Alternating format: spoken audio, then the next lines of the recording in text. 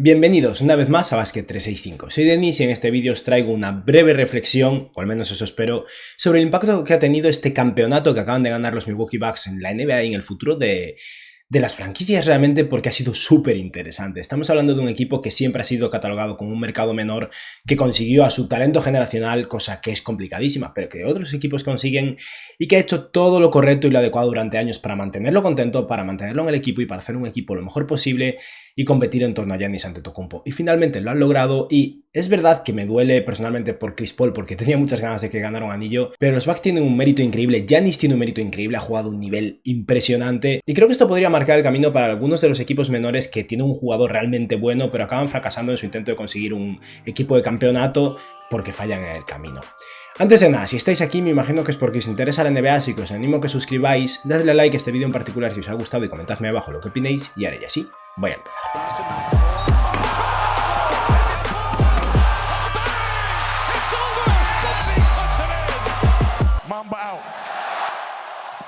En primer lugar, los Phoenix Suns tienen mucho mérito y es algo que quiero remarcar. Perdieron en 6 partidos, fueron 6 partidazos, tal vez uno, el que los Bucks ganaron de 20 no tanto, el resto fueron partidos muy interesantes, muy intensos, los Suns estuvieron ahí. A Ayton al final se le vino grande la situación, pero estamos hablando de un chaval de tercer año muy joven y que estaba jugando a muy buen nivel. Devin Booker tuvo sus altibajos, pero fue increíble. Chris Paul estuvo bastante flojo, pero en este último partido jugó francamente bien y hizo lo que pudo, y en el primer partido también estuvo bien. Y es eso, ha habido jugadores mejores, otros peores. Jay Crowder fue increíble, pero los Suns tienen mucho mérito, llegaron hasta finales de la NBA cuando nadie contaba con ellos y estuvieron más cerca de lo que puede parecer de ganar un anillo. Pero ahora vamos a hablar de los Bucks y sobre todo de Giannis Antetokounmpo en un principio, porque ha sido increíble. Estamos hablando de un jugador que ha recibido muchísimas críticas, sobre todo en los últimos 2 años, previos a este, incluso a este, porque su equipo era un claro aspirante al título y fracasaron en 2 ocasiones seguidas muy pronto en playoffs. Y este año podría haber sido lo mismo, de no haber sido por ese pie de Kevin Durant hubieran fracasado muy probablemente, bueno, seguro, porque básicamente hubieran estado eliminados en ese partido 7,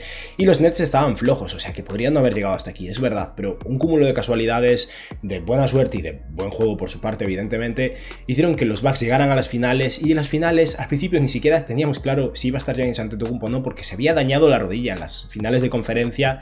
Y vaya si ha estado. Estamos hablando de un jugador que ha promediado en estos 6 partidos casi 40 minutos de juego, 35 puntos por partido, 13 rebotes, 5 asistencias, 1,2 robos, 1,8 tapones y un 62% en tiros de campo. Una auténtica brutalidad, un jugador extremadamente dominante, era completamente imparable. En ocasiones parecía que era excesivo al final el número de veces que iba a la línea de tiros libres, donde en general fue muy malo. Este último partido no sé qué le picó y Giannis Antetokounmpo era básicamente Kevin Durant con esteroides, 17 de 19 en tiros libres, tirando tiros de media distancia cuando se quedaba sin bote. Fue bastante absurdo y acabó con unos números realmente épicos: 50 puntos, 14 rebotes, 5 tapones, 17 de 19 en tiros libres. Eso es el mejor jugador de un equipo cerrando el partido más importante de su carrera, con excepción tal vez del partido 7 contra los Nets, dado que podría no haber llegado a este, de no haber ganado aquel partido. Pero sea como sea, Giannis Antetokounmpo ha tenido momentos icónicos en estas finales, sobre todo ese tapón a DeAndre Ayton, y ha sido un jugador clave, ha dependido en otros, cosa que es importante también. Y es que creo que una cosa fundamental de Antetokounmpo es que por fin ha comprendido que él hay ciertas cosas que no puede hacer, y una de ellas es en general cerrar partidos, porque no es un jugador que deba crear con el balón en las manos, y ha aprendido a delegar y confiar en Chris Middleton, que lo lleva acompañando toda su carrera básicamente, y está funcionando, realmente está funcionando. Giannis en ese momento se convierte en el mejor role player de la NBA, luchando por rebotes ofensivos, defendiendo un nivel increíble y dejando que otros se encarguen de llevar la batuta, y es algo por lo que siempre se le ha criticado por no ser capaz de hacer esto, y es verdad, no es capaz. Pero que haya aprendido a hacer lo mejor posible sin ser capaz de hacer esto, creo que tiene todavía más mérito. Y al final es eso, Giannis Antetokounmpo creo que ha callado muchas bocas, creo que se merece que lo respetemos. Estamos hablando de un jugador que con 26 años es 2 veces MVP, jugador defensivo del año, MVP de las finales. No es ninguna broma, no hay tantos jugadores que hayan logrado conseguir algo así, y desde luego yo no creo que vaya a volver a criticar a Antetokounmpo en mi vida. Tal vez si fracasan estrepitosamente en los próximos playoffs, pero ya han ganado un anillo en Milwaukee hacía 50 años de la última vez. Pero ahora quiero hablar un poco de la construcción del equipo, porque al final sabéis que es algo en lo que yo me centro mucho en este canal. Me gusta mucho al final todo el tema de gestión de plantilla, de cómo básicamente los equipos consiguen juntar las piezas. Y el trabajo de Milwaukee ha sido increíble, realmente increíble. Vamos a repasar ahora un poco todo esto porque Milwaukee me parece el máximo exponente de un mercado pequeño. Han pagado de más por todos los jugadores a los que tenían que retener una vez llegaron a Milwaukee. Nadie le hubiera pagado a Chris Middleton 190 millones de dólares por 5 años. Nadie le hubiera pagado a Holiday lo que le acaban de pagar ahora. Puede que incluso Brook López esté cobrando de más. Definitivamente le pagaron de más a Eric Bledsoe. Pero es que al final, en lo que respecta a fichar en agencia libre, compitiendo contra otros equipos, a un jugador importante, el jugador al que más le pagaron es retrocediendo bastante y es Greg Monroe. Y si no, tenemos que irnos a D. Austin, que cobra 7 millones de dólares y ya no está en el equipo. Y de los jugadores en activo, el agente libre que más ha cobrado para llegar a Milwaukee es Bobby Portis y no cobra ni 4 millones de dólares.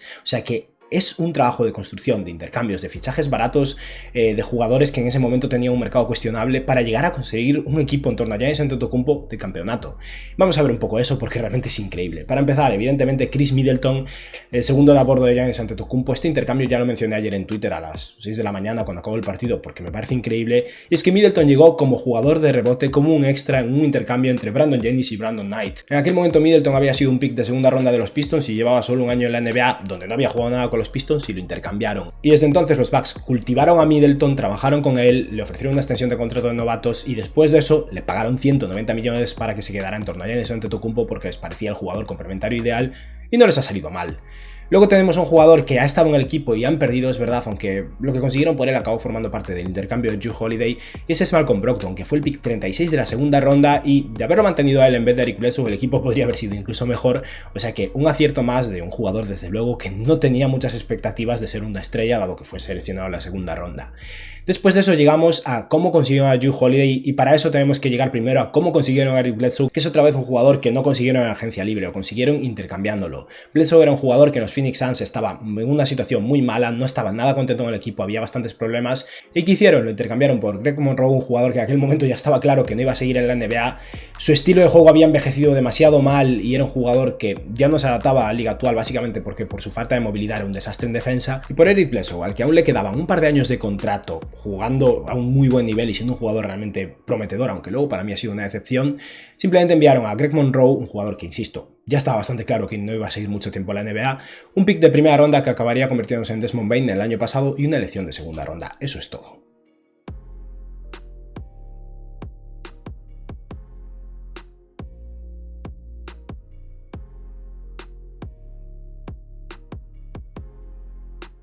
Después de haber tenido a Eric Bledsoe durante un par de años en el equipo y haber sido un jugador de mucho impacto a nivel defensivo especialmente, pero que desaparecía en playoffs, decidieron entre él y Malcolm Brogdon en quién gastar, y aquí es donde fallaron los Bucks, es verdad, porque el precio hubiera sido más o menos el mismo y decidieron gastar en Eric Bledsoe, pero luego acabaron utilizando su contrato en el intercambio de Jrue Holiday, que fue básicamente Eric Bledsoe, 3 primeras rondas y el derecho a intercambiar otras 2 primeras rondas por Jrue Holiday. Este intercambio era pagar muchísimo de más, muchísimo de más, nadie iba a pagar eso por Holiday, pero los Bucks tenían claro que querían un equipo en torno a Antetokounmpo con el que competir cuanto antes para asegurarse que Antetokounmpo se quedara, y lo consiguieron, porque Antetokounmpo acaba de ganar un anillo y sería todavía un jugador de los Bucks a estas alturas, aun si no hubiera renovado, pero es que ha renovado por muchos años, o sea que han conseguido lo que querían y tienen el futuro asegurado con este trío de jugadores en Holiday, Antetokounmpo y Middleton por bastantes años. Por Holiday pagaron de más para conseguirlo, pero también le pagaron muchísimo de más para extenderlo y tenerlo atado durante varios años. Una vez más, los Bucks están sobrepagaron por Middleton, sobrepagaron por Bledsoe, sobrepagaron por Holiday, para asegurarse de que se quedan junto a Giannis Antetokounmpo, al que no pueden sobrepagarle porque no se le puede pagar más. Y ha funcionado. Puedes decir lo que quieras de Holiday a nivel ofensivo, fue bastante bueno en los playoffs en general, exceptuando algún partido, pero Holiday en defensa fue increíble, tanto con Devin Booker como con Chris Paul, como con quien fuera en cualquier enfrentamiento. La capacidad defensiva de Holiday realmente ha sido clave y creo que solo por eso ha valido la pena todo lo que han pagado por él.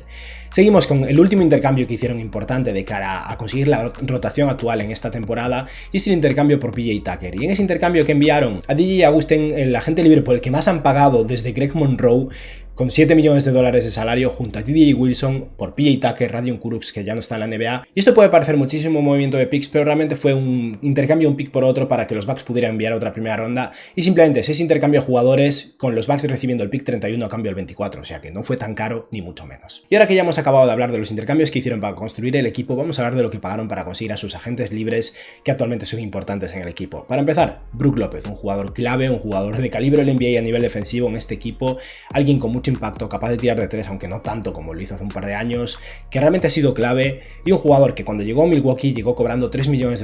porque se había terminado su gran contrato que había firmado originalmente con los Nets y nadie lo quería, no había recibido mercado prácticamente. A mí me pareció sorprendente en ese año, eso es verdad, y los Bucks lo consiguieron por $3 millones y un año. Después de ese año donde jugó muy bien, lo renovaron y pagaron de más, es verdad, unos creo que $48 millones por 4 años, o sea 12 millones al año, así que sí, están una vez más pagando de más para mantener a jugadores que ya tienen y que han llegado al Milwaukee, pero no pagan de más o no consiguen atraer a jugadores más caros como agentes libres directamente, dado que luego llegamos a Pat Connaughton, un jugador una vez más que se pasó 3 años en los Blazers por la mínima, nadie tenía muchísimo interés en él y los Bucks lo ficharon por la mínima. Después de un par de años en los Bucks, lo renovaron el año pasado pagando muchísimo de más, unos $16 millones por 3 años de Pat Connaughton. Pero ahí está, después de la lesión de Donte DiVincenzo acabó siendo el escolta titular del equipo y jugando minutos clave contra los Suns y anotando sus triples en ocasiones. Así que otra vez un jugador que no tenía mercado, que nadie se esperaba que llegara hasta aquí y que acabó jugando minutos importantes en las finales de la NBA. Luego está Donte DiVincenzo, un jugador al que draftearon en la primera ronda en su momento, estuvo lesionado, se lesionó en la primera ronda si no recuerdo mal, o tal vez en la segunda contra los Nets, pero sea como sea es un jugador que sería el escolta titular del equipo y alguien que una vez más no llegó a Milwaukee porque él quisiera, fue seleccionado en el draft y es otro jugador complementario más en torno a Giannis Antetokounmpo que ha salido bastante bien. Y luego llegamos a los dos agentes libres estrella de este año, Bryn Forbes, a quien le pagaron $2,3 millones, un buen tirador, un muy buen triplista de hecho, pero muy pequeño y que es un problema en defensa, que ha jugado en momentos esporádicos. Contra los Miami Heat jugó bastante y tuvo un impacto, pero en otras ocasiones era injugable dependiendo del emparejamiento porque su defensa es nula básicamente, pero es alguien que eso está contribuyendo a un equipo de campeonato, cobrando $2,3 millones. Y por último, el agente libre estrella de este equipo y el jugador que de entre los jugadores en plantilla ahora mismo más caro les ha salido por fichar en agencia libre es Bobby Portis, que cobra $3,7 millones. Lo ficharon con la excepción bianual, que normalmente no te consigue nada importante o como mucho un veterano de 35 años, y acabaron consiguiendo a Bobby Portis, que se convirtió en un favorito del público desde luego y un jugador que ha tenido muchísimo impacto como una especie de sexto hombre, que ha hecho este último partido anotó, si no recuerdo mal, como 16 puntos o algo así, que fue clave y alguien que los Bucks tal vez se vayan a plantear una vez más sobrepagar para mantener,